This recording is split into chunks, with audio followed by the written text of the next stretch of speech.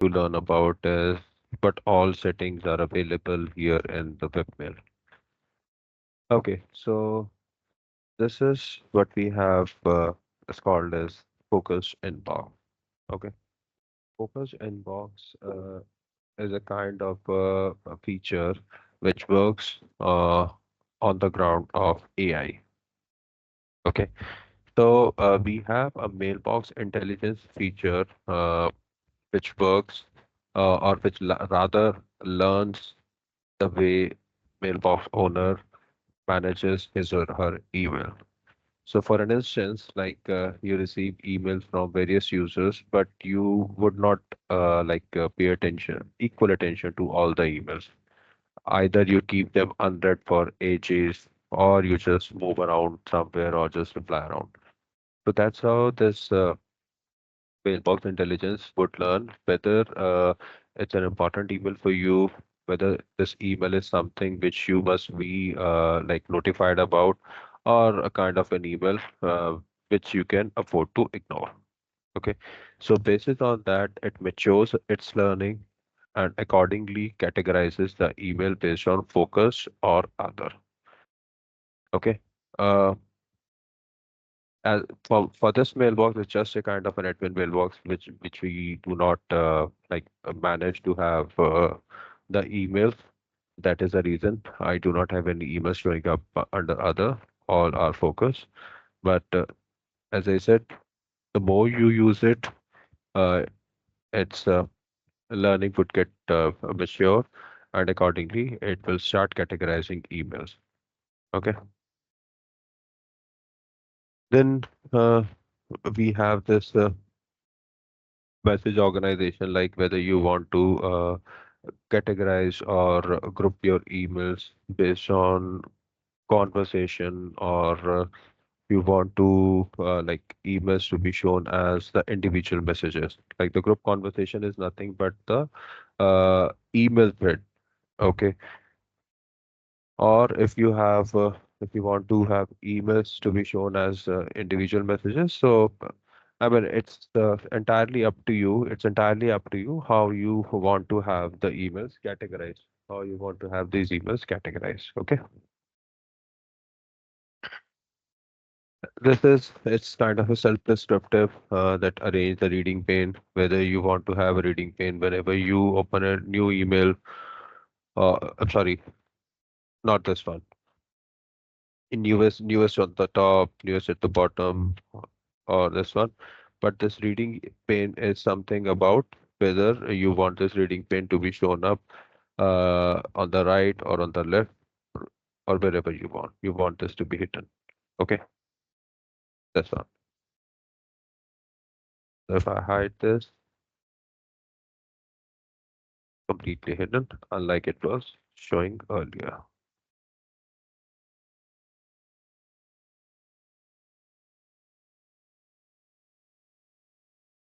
Okay. The other thing which you mostly use is the mailbox signature or the email signature. Okay.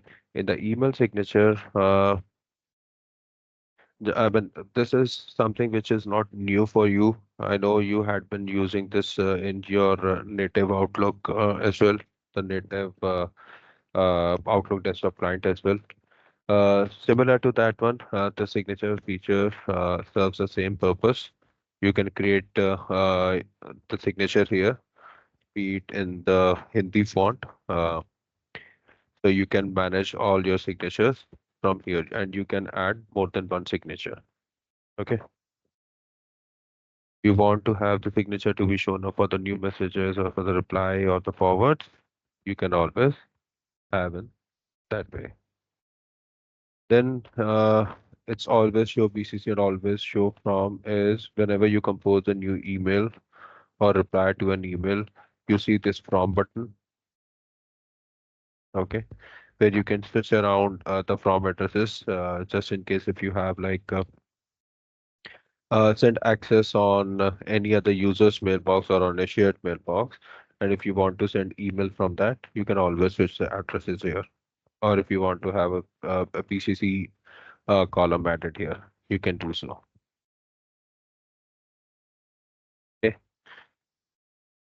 All right. Then uh, rules. Rules, again, similar features, nothing new in this. Rules are something which you would use in order to uh, auto move your emails based on the sender or subject or any other keyword. So these are the kind of the conditions which you can use in order to have your emails routed to specific folder. Okay. Right. Then we have this automatic replies. Again, automatic replies are same thing where you want to would like to have an out of office enabled on the mailbox. It could be scheduled or it could be enabled in such a way that the next time when you want to turn this off, you can do it as per your own wish. Or you want to schedule it for a certain time, you can always do so. Okay. These are the options which you get. Block my calendar for this entire period, decline and cancel meetings during this period, automatically decline new events coming this period. So these are the features which you can leverage while enabling out of office. Of course, when you want to send out to the external audience, you can do so. Okay. Then we have, let me start this. Okay. Then we have this calendar option, which I will show you here.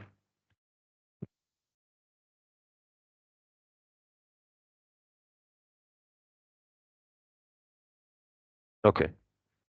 So if you want to share your calendar with the, okay, before we jump onto that thing. So if you want to create a new event, you can always create an event by adding the recipient or the attendee in that meeting invite. But the ethical way of creating a meeting invite and sending it across to the users would be first checking the user's availability. How can you do that? That's how. So you come to scheduling assistant with any person you want to schedule a meeting with, you can always check so whether that user is available, tentatively available, or not available, like busy. Okay. So just like this, we have user is tentatively available. So it's always ethical to, I mean, it looks more professional uh, when you send out a meeting invite or schedule a meeting with any of your colleague, first checking its availability.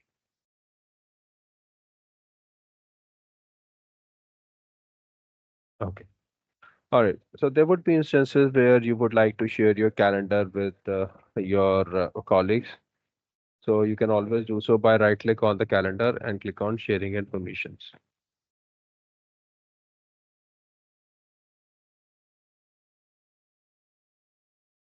Okay.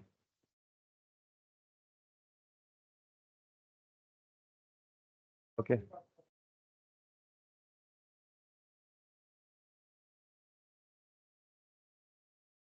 Okay. Sorry for the background noise.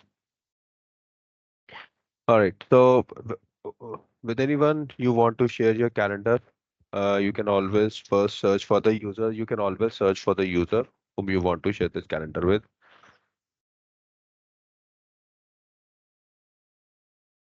Okay. So if I were to share this calendar with this user, first I will search for that user.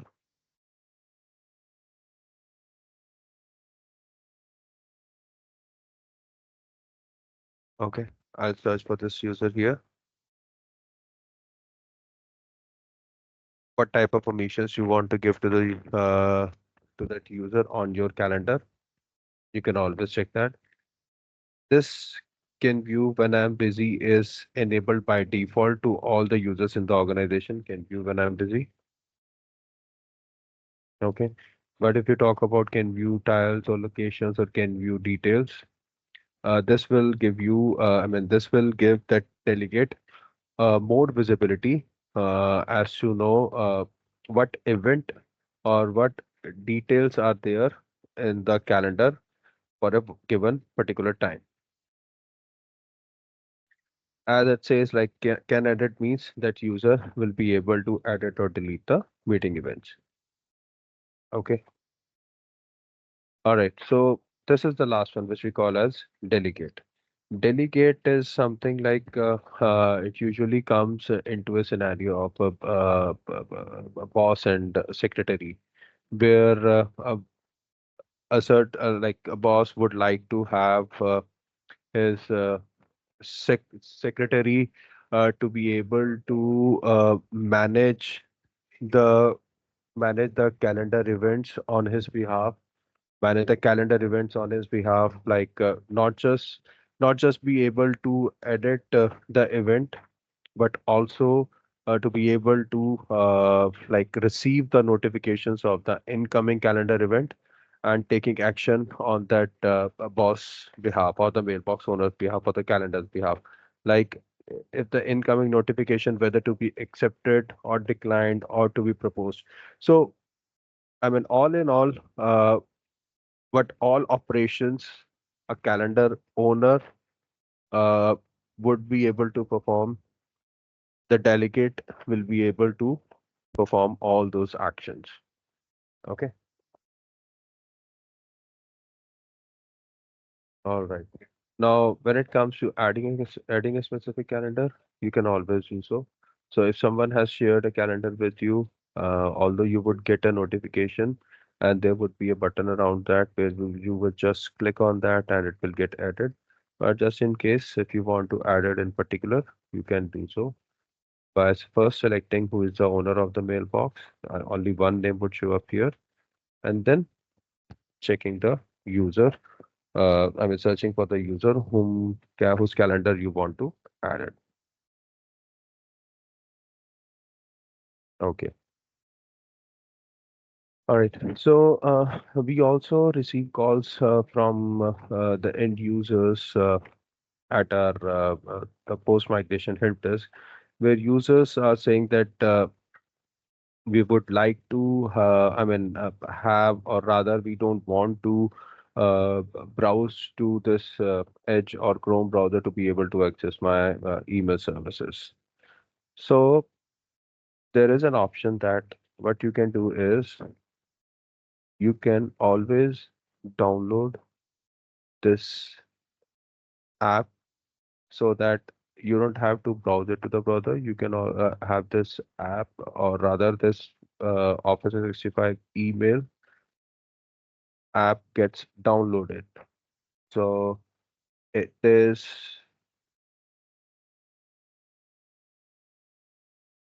I thought I had added it.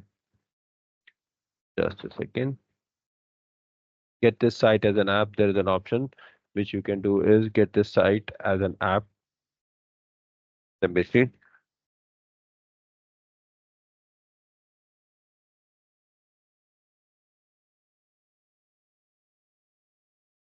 so for example, this is my,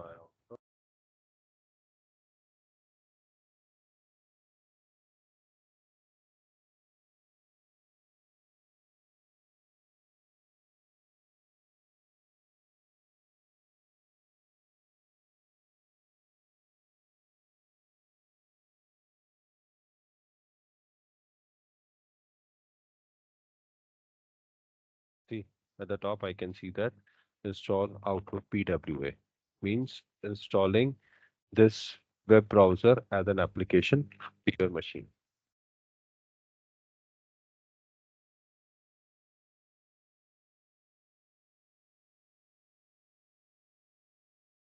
Okay. So I don't have to come to this browser to be able to access my mail window. I just have access to this using PW, which we call as personal web access. Okay. So either you can bookmark it or you can download this site as an app.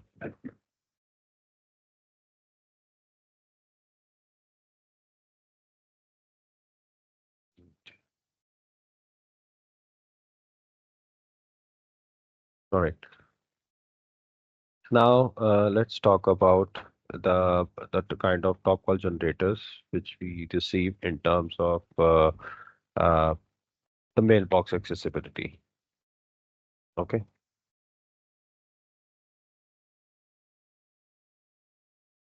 is this mailbox quota management.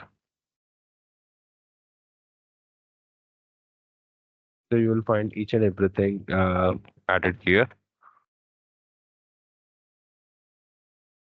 Okay, so we receive a lot of calls from users saying that the mailbox is getting full easily and unable to send and receive email if they don't pay attention to it in within the stipulated time.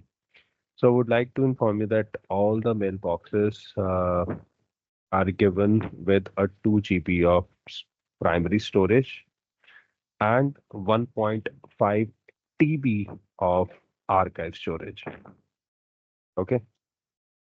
The 2 GB of primary storage is something which you can always manage using the retention policies which are enabled. So by default, we have enabled a 7-day retention policy on users' primary mailbox. Now, what do I mean by this? It means that any email which is 7 days older in your mailbox will be moved out of primary mailbox to your in-place archive mailbox. So I request you to request everyone to check this on your webmail. On the left, they would see in-place archive. This is your primary mailbox. Underneath it, you would find in-place archive followed by your name. That is your in-place archive mailbox. If anyone does not have that in-place archive enabled, just type in the Q&A or the chat. But I doubt if there is any. Never mind. So this is my primary mailbox, and that is my in-place archive mailbox. I do not have in-place archive enabled. That is the reason I'm unable to showcase it to you. Okay. So every email which is 7 days older in your primary mailbox will be moved out from primary mailbox to your archive mailbox. Okay. However, there would be some instances where users would say, yes, I do have a 7-day archive policy, but my mail flow is really too high. The 7-day archive policy is something which is not sufficient to manage or to fulfill my business requirement. Okay. Or in other words, they want a kind of a policy which is more aggressive. So rather waiting for 7 days for an email to move out of my primary mailbox to archive mailbox, I want an aggressive archive policy. So we have also made this option available to the users. So for an instance, if you see that if you say that your primary mailbox is full and it has I mean it has gotten to a point where you want to reduce its size. So first thing that you will do is click on the settings, general, storage. Okay. uh, you can disregard this 49 GB. It's a different it's an admin mailbox, that is the reason it has this storage. So first you need to check which folder holds a maximum storage out of 2 GB. So if it's like inbox, for instance, now that you have checked, so now what you will do? What you will do is you will come back here. You can come back here and right click on that folder in question and go to assign policy. I request you everyone to please check that. Just right click on the inbox and go to this assign policy. Okay.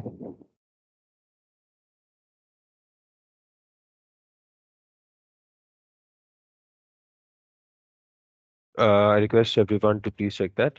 Just right click on any of the folders, go to assign policy, you would find 1 day and 5-day archive options there.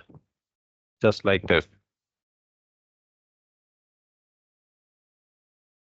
Just like this. Personal 1-day archive, personal 5-day archive. Okay. So just in case if that 7-day archive policy is not sufficient, for your business needs, you can always make it more aggressive by choosing the personal tags. So if you enable one day tag, it means any email which is 1 day old will be moved out of that specific folder from primary mailbox and it will move to your archive mailbox. And whichever folder the email is moved out of in the primary mailbox, exactly the same folder will be created automatically in your archive mailbox. And we always ask users that please do not manually create any folder in your archive mailbox.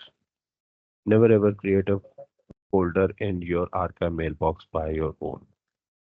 Let the retention policy uh, create the folder in your archive mailbox and move emails from primary to that folder in the archive one. Okay. All right. So this uh, we have this the entire process there in this SOP folder or the FAQ folder, which you can refer later as well. Okay. But just in case if you need any further assistance or support with this, feel free to reach out to the Office 365 migration support team. Okay. All right. Okay. So now the last piece of information which I would like to give you around this accessing the email services is the process of exporting the mailbox content into a PST file.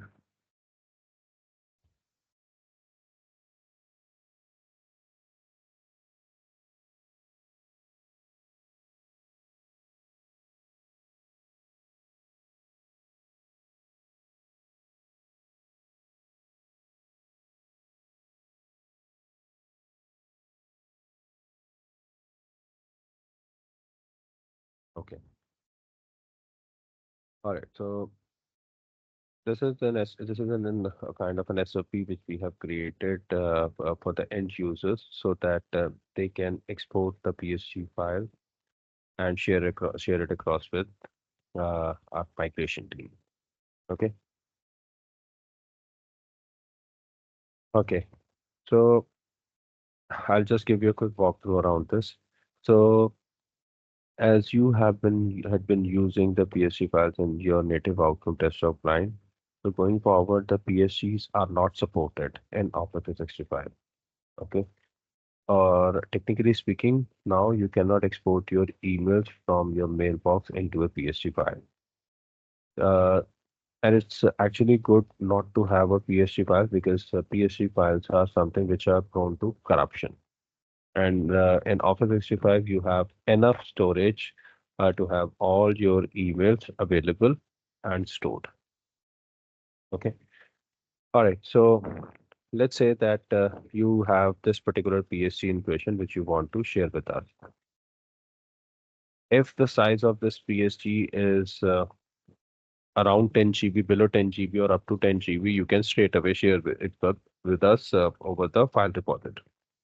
Okay. But just in case if the PSG file is it's quite big, then we would uh, encourage users to reduce that PSG file in such a way that not just its size is reduced under 10 GB, but also it has only those set of emails which you need, kind of readily available for you, or there are some kind of ongoing conversations for which you need those emails to be available online. So per se, like you want to have only 3 months of data to be readily available in the Office 365 mailbox. Rest, you still have those emails in the form of PSC files stored on your local devices. Okay. So first, always keep a copy of a PSC file with you before you share this with us. because as I said, like the PSU files are something which can easily be corrupted. So once you have kept a copy of the PSU file, come to this file menu, archive it, click on this cleanup tools, archive it, select the PSU file in question, and that's how you can reduce the size. So if you want to export only 3 months of data, or you want to leave with three months of data, what you can do is this PSU file, for example, has like years of data, but you want only 3 months of data. So what you will do is select this PSD, click on this drop down, and select 3 months of data. I mean the date which is 3 months uh, backdated. So if it's like April 5th today, it would be uh, January 5th. Okay. Once you have selected 3 months old data, click on browse and give a name to a file. Once you do this process, what this will do is this will export all the content from this PSD file which is older than 3 months. And this existing PSD file will only be left with 3 months of data. So after this process, this PSD file is not just would be relatively smaller in size, but also has all the newer emails. So this PSD file, which is already there, that that PSD file you can share with us, and you would be receiving the emails from Bhavya Gupta where the IP addresses for the shared repositories are available. Okay, users we just have to click on the I mean just copy that PSD files over the shared repositories, and then you can expect to have that in your mailbox within next 48 hours. Okay. One more thing that I would like to have your attention on is the name of the PSD file. I have seen that users are actually not following the conventional way which we have instructed. Uh, Please make sure that the PSD file which you shared with us has email address on it, because if you just go with the display name could be same for more than one user. Will not be able to figure out whom this PSD file actually belongs to, and we will disregard that PSD file. If you keep on sharing that way, we'll keep on disregarding, no matter how many times you share that with us. We are completely strict with that thing. Okay. So make sure that you have correct name of that PSD file in the way of email address. Okay. And last but not the least, where that PSD content would go in your mailbox. That PSD content which we will import, that would be in your in-place archive, because of the obvious reason that your primary mailbox is of only 2 GB and your in-place archive is of 1.5 TB. So the PSD content which you have shared with us, you can expect that to have in your mailbox, if at all it is not corrupted, in the in-place archive. And where in in-place archive, there would be a folder with the name imported PSD data. So whoever has shared his PSD file previously and got it imported, just open up that in-place archive, expand that. Therein you would find an imported PSD folder. Once you expand that folder, you would find the entire folder structure that you used to have in your PSG. Okay, so please be wiseful about the size, the name of the PSG file which you share with us. And at times we would the part of the team would inform you that your PSG file is corrupted. So what you have to do at that time, you just have to scan that PSG file either by yourself or by the help of the local IT team. Get it scanned and share it across with us. Because if the PSG file is corrupted, we'll not be able to import it. Okay, so this brings to the end of the email services. Now let's just talk about Teams. So the URL to access Microsoft Teams is teams.microsoft.com.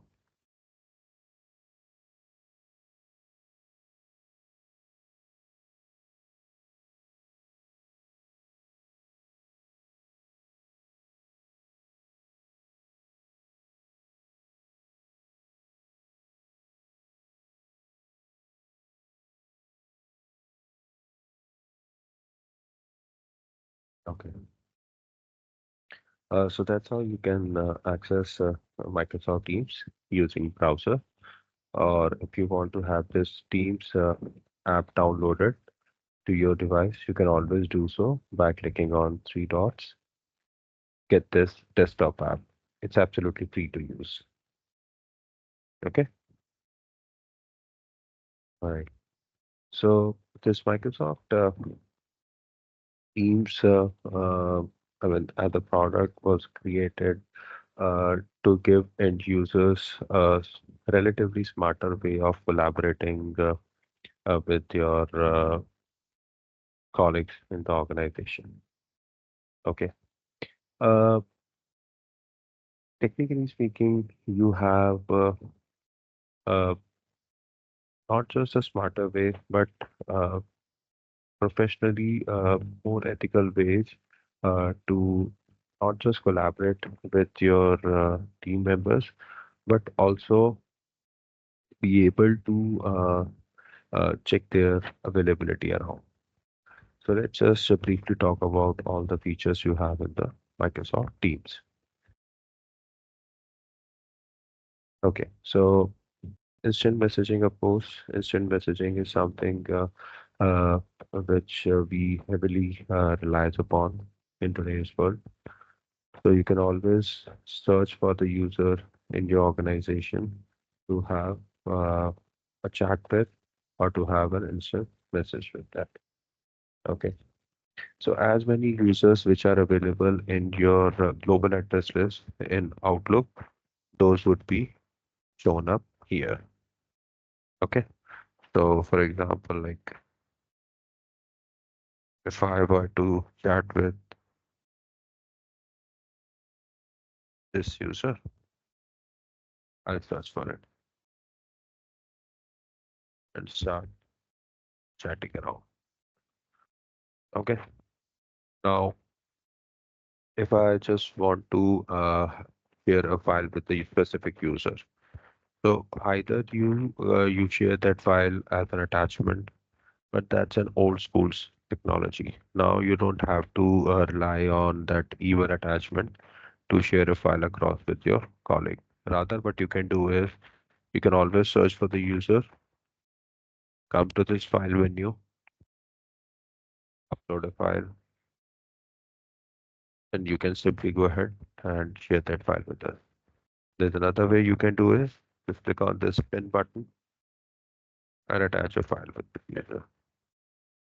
There are a lot of things that you get here, like if you want to schedule an event with this user, you can always do so.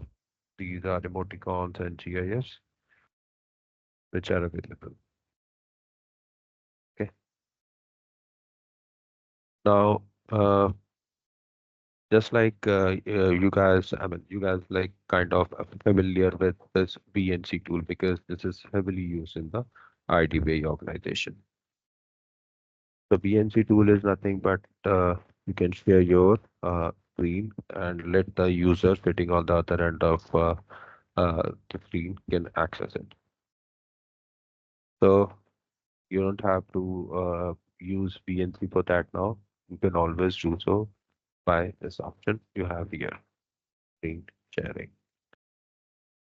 The person on the other end just have to accept that screen share and the screen will be visible to that user and can be accessible if it asks you for the control.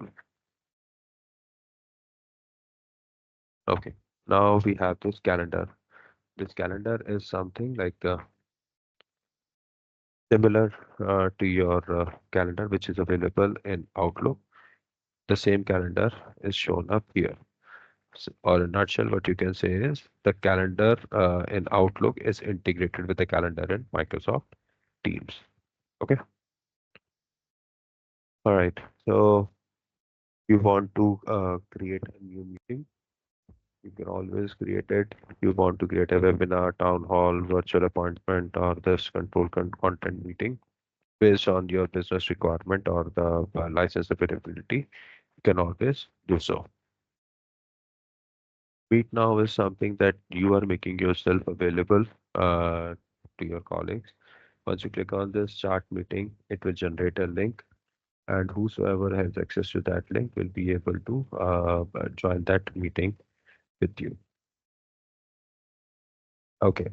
Then we have this option of join with an ID. At times, due to a kind of a network constraint, uh, we are not able to join a Teams meeting with its full-fledged features. So instead of that, what we can do is we can join a meeting using a meeting ID or meeting passcode. How do we do that? So whenever you create a Microsoft meeting, besides the link, a meeting ID and meeting passcode is shared across. Let me just pull out any meeting if I have any shown up here.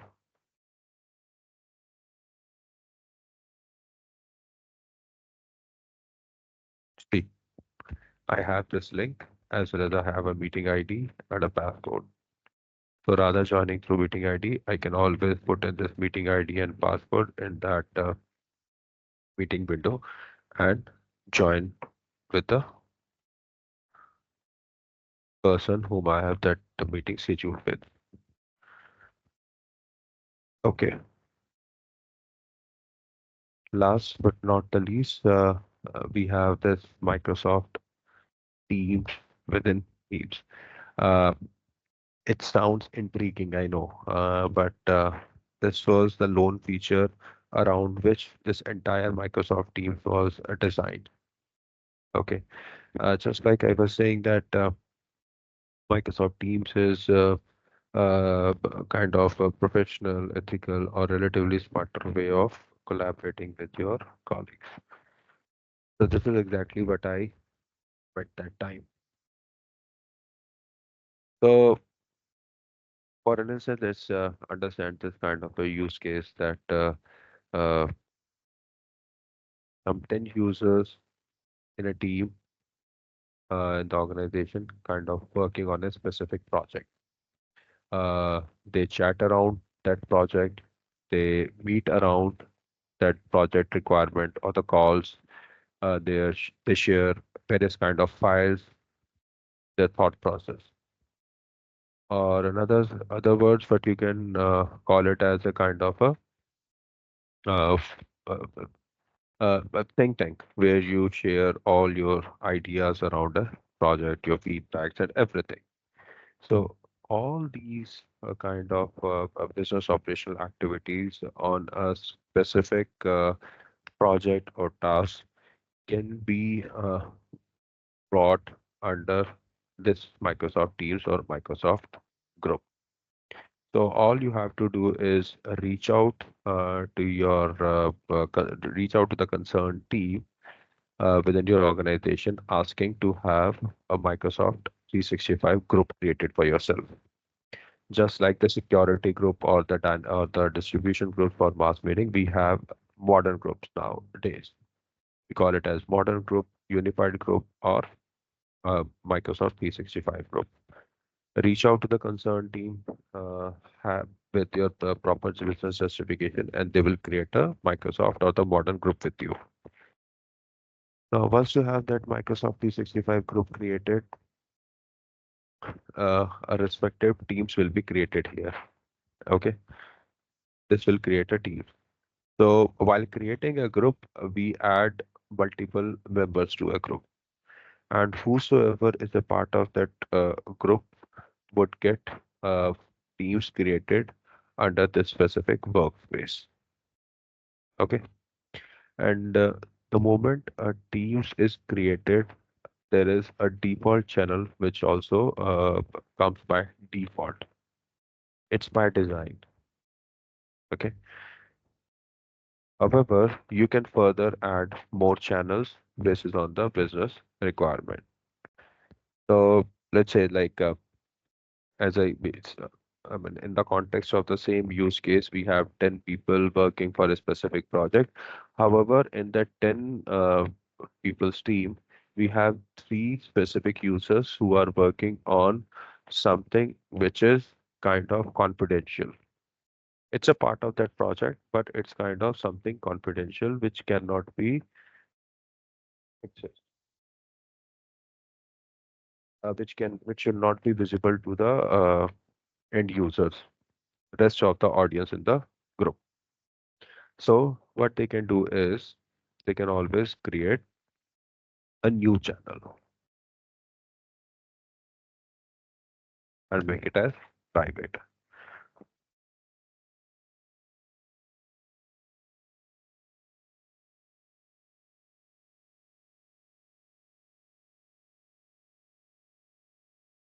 I'm just waiting for this to get created. I'll add it later. Now, this private channel means whoever is a member of this Teams group will not be able to access this private channel. Or in other words, if I have 10 people in this group and I have three people in this private channel, rest of the seven audience would not be able to see if this channel existed at all. They'll not be able to see this channel in the first place, let alone the content within the channel. So this is a kind of a use case which you can always have in place during the business specific during the.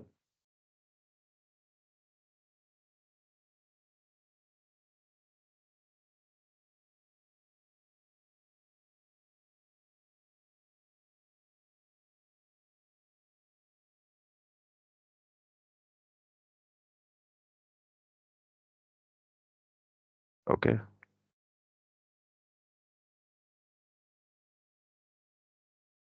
All right. So this is a kind of a use case. This is a kind of a use case. Okay. So uh, what all you can do within the chat or within this Microsoft channel. Okay. So you can do is you can create a new post here.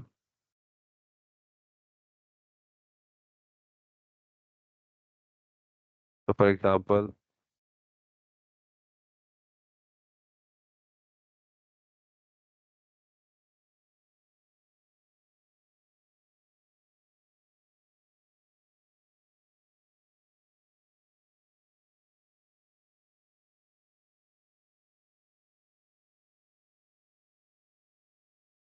okay. Now let's see who all are the member of this. These are the members to this Teams group. So they will receive this notification showing up under activity. Okay. And they can always participate in this post, reply, or action upon, or react upon. Okay. Now, this is kind of instant messaging part. Besides this, what you can do is you can always share the files within this group. How to share the files? You just have to. All right, thank you. So see, Siva has replied to this chat and it's showing under activity. Now, if I come here in the Teams, I would see Siva reply to the post and I can always react it. Okay. All right. Now it's about file sharing. That part is done. Now it's about file sharing. So again, in the context of same use case, if you want to share the file across, I mean, files pertaining to a specific project. If we want to share that with your colleagues, you can always do so. Uh, Instead of sharing it as an attachment, you can always come here and create new folder or create a new file or just simply go ahead and upload it from your machine or folder and everyone will be able to access that file. Okay. And they can always co-author that file. So let me just open this.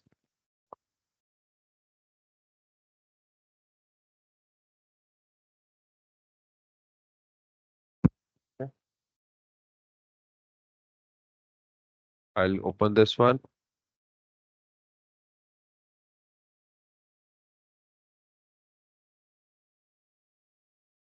I'm just waiting for this. I'll ask Siva to open this file.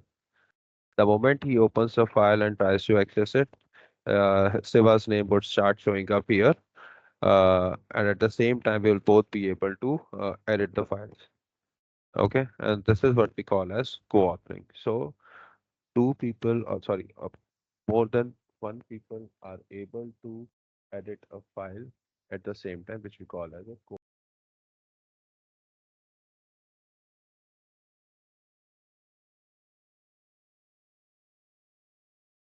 See, the- Siva has opened a file and I am also editing. See, it is showing his name initials KS, Kiladi Siva Bhaskar. This is what we call as co-authoring. So if I were to edit anything, I'll be able to, at the same time I ask Siva to do that, it will be shown on the real-time basis to both of us that a file is being edited with so and so content. See, he's typing something. So it's a modern way of accessing the file. See, we both are working on the file and managing it. This is what we call as co-author. All right, so start using it. The more you adopt it, it will make easier to manage your day-to-day business operational task. Let's come out of that native or old school uh, kind of technological constant and start using the Office 365 services. You will find this really intriguing and helpful. Okay. All righty. Okay. Now let's talk about SharePoint and OneDrive.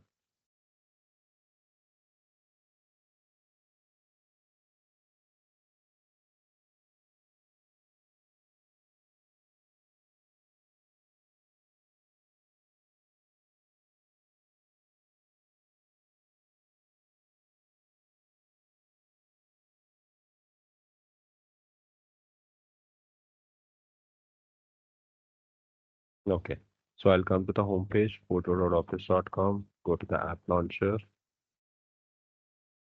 go to OneDrive. Okay, so this is my Microsoft OneDrive, or rather a home page of my Microsoft OneDrive. Okay, so if I want to create a new folder or a new file, I can always create so. Okay, or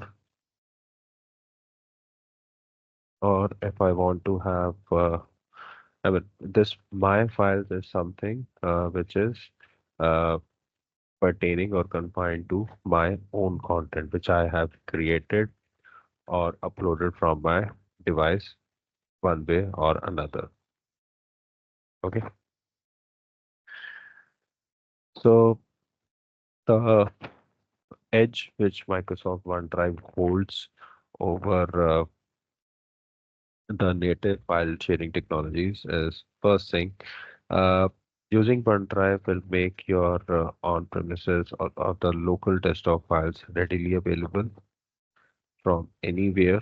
It's just that you just have to log into your OneDrive from anywhere, and then you can access all your files. Secondly, if your desktop or a laptop gets corrupted, you will end up losing access to the files and the content.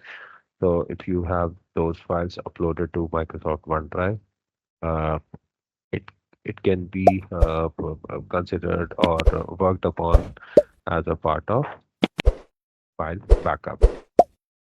Okay, this is one of the things. Now, if you want to share any content with your colleague, be it folder or be it file. So as I said, like again, you don't have to share the file or a folder as an attachment. What you can do is simply go ahead, click on share,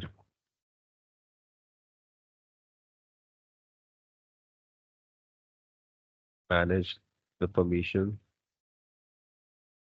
Like if I want Siva to be able to share, if I were to share this file with Siva, and I don't want him to be able to edit it, just a view permission, so I can always do so. Unlike the edit, he'll be able to edit. Unlike download, he'll not be able to download.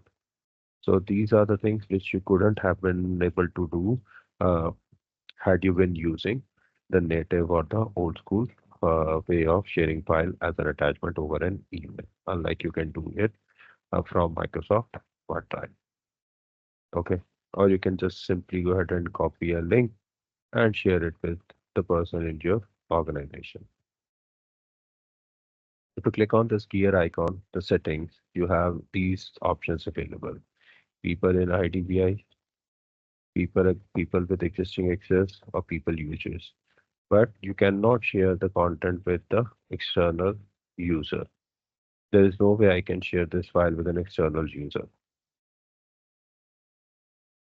Okay. There's no way I can share this with the external user. I want to click on apply. Now the accordingly the link gets created. So whatever you chooses from here, a link will be created. People in my organization, it's just that user has to have a link access within the organization to be able to access, or if I specifically mention whom this file going to be shared with. All right. So this is about the OneDrive.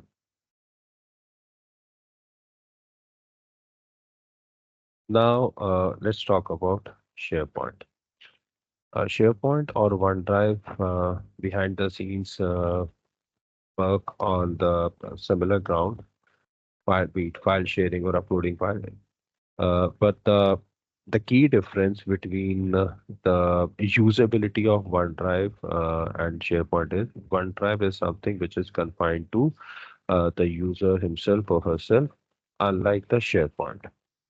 The SharePoint is something which is more useful in terms of uh, sharing the files or keeping the files uh, stored in a kind of a document library which can be accessible to more than one user. So let me just show you one thing real quick. So just like I showed you, I created, let me just come back to this. So just like I created that file within the within that Microsoft 365 Teams group, and I and Siva were accessing. So that file storage workspace is of uh, what you call is for the specific teams. So this was a test group which we created. So if I search this test group,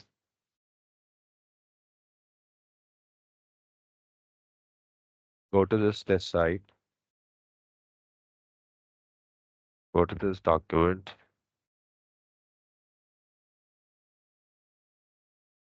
channels. If we have both the channels, whichever channel we created there, a channel would get it created here. Let's go to general webinar files. This was the file which we edited. This is the content. So what I'm trying to imply here is modern groups comes with my teams workspace, SharePoint workspace as well. Okay. So that's how they work hand in hand and are integrated with each other, right?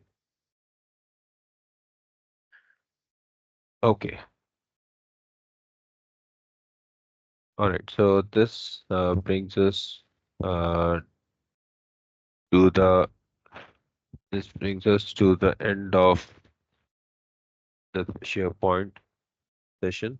Now let's talk about our Intune mobility management.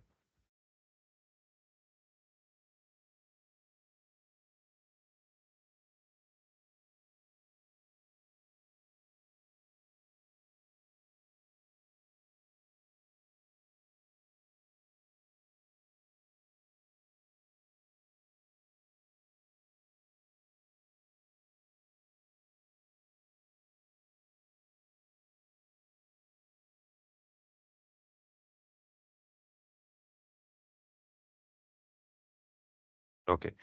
So I again came back to this SOPs folder where we have all the SOPs created for us. And these are the two SOPs which we have created for Intune configuration. Okay.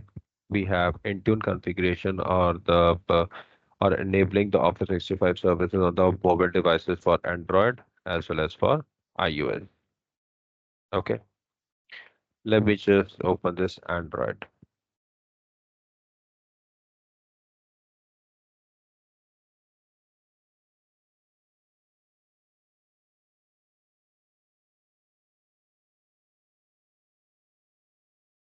Okay. All right. So as I said previously, uh, the Microsoft 365 offers one more services besides Exchange Online, OneDrive, SharePoint, Teams, and other stuff. Uh, this is what we call as Intune. Intune is something which is required to configure the services on your mobile devices. Okay.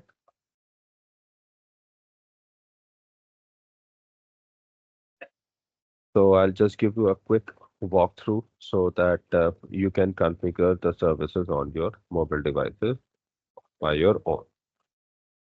Now let's click here. I'll show you. I'll just click here. Okay. All right. The first and the foremost thing that you will do is come to the Google Play Store and look for the Intune company portal.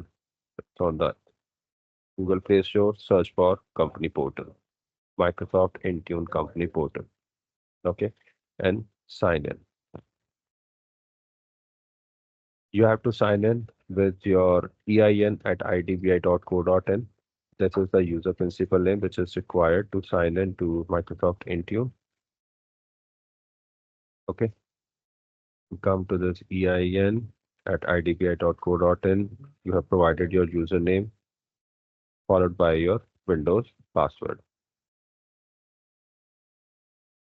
On sign in, it will sign you in. Okay.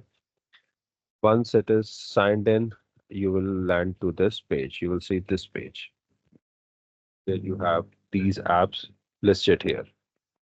Uh, Kindly don't get disguised that these are the apps which are installed or now made available to you. No, it is not the case. So if you click on any app, say on Microsoft Outlook, it will redirect you to Google Play Store.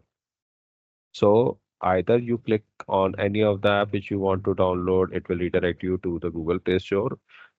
What you can do is directly go to Google Play Store after installing Company Portal app and search for Microsoft Outlook. Okay, and get it downloaded and installed. Once this Microsoft Outlook is installed on your mobile device, then we will try to configure it. Now, to be able to configure this, you just have to click on Add Account and provide your email address. Okay, click Continue. The moment you click continue, it will ask you to sign in. Let me just re-emphasize on it because at times this gets confusing.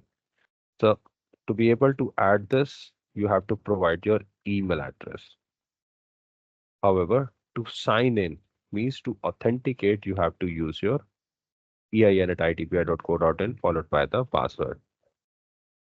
Okay. The moment you sign in with the username and password, it will prompt you that your organization needs more information to keep your account secure. Okay. Now you click on next.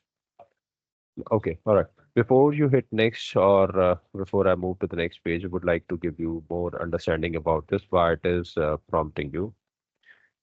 So we have two-factor authentication enabled means multi-factor authentication. So besides username and password, you have two-factor authentication enabled as well. Means besides username or password, you need to provide more details so that your account can be made secure. And we have made this available to the end user so that we like matches the current market security standards. So it is necessary for everyone to register to their two-factor authentication sign-in method. Okay. All right. So the moment you hit next, it will ask you to download this Microsoft Authenticator. Okay. Again, this will redirect you to install the Authenticator app. You install it after downloading it.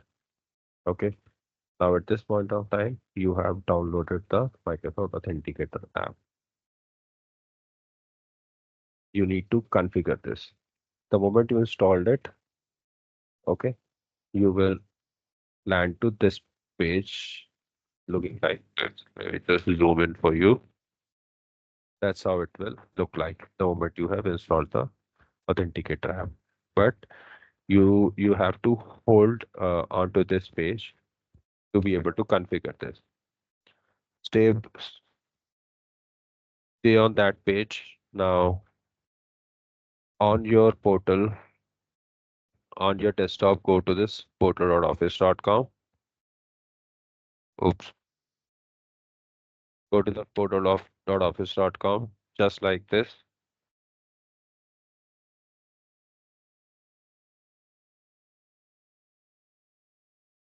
and go to view account.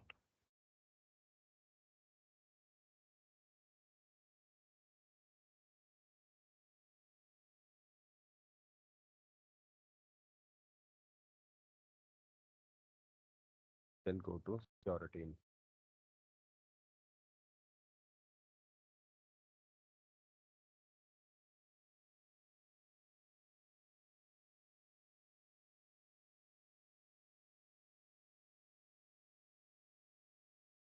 Security info.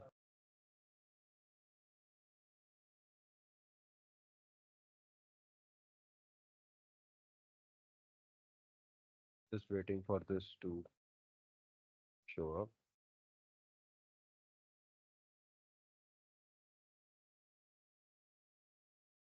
Okay. Click here.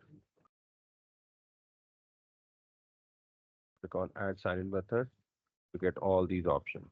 Click on Authenticator app, click on add. I'll see the error message because of the fact I've already consumed all the five Authenticator apps. So that is the reason it is not allowing me to. But you just have to click on add sign-in method and download the, let me just do this. Okay. So you clicked on add sign-in method, chose Authenticator app. You will see this window. Just click on next. The moment you click next, you will see this QR window, QR scan window. And on the mobile device, since you are at this point, you select this scan QR. So you have from your mobile device, you have to scan the QR showing on the Windows screen, and this will add your account to the Authenticator app. To be able to ensure that your Authenticator app is installed and is up and running, you will get a dummy notification which you have to approve by matching the number which you are seeing on the screen. Once it is done, it means your Authenticator app is successfully configured, and then you hit just follow the on-screen instructions. Okay. The last thing which you need to do is create a PIN for these Office 365 apps only.